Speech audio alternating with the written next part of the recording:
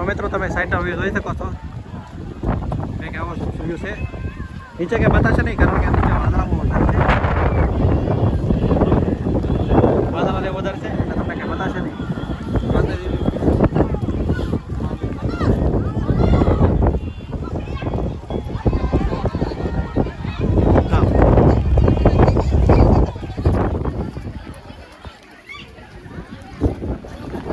અહીં સુવિધા સારી કરવામાં આવી છે.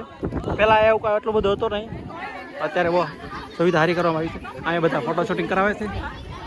ચાલો કોઈ વાંધો નહીં.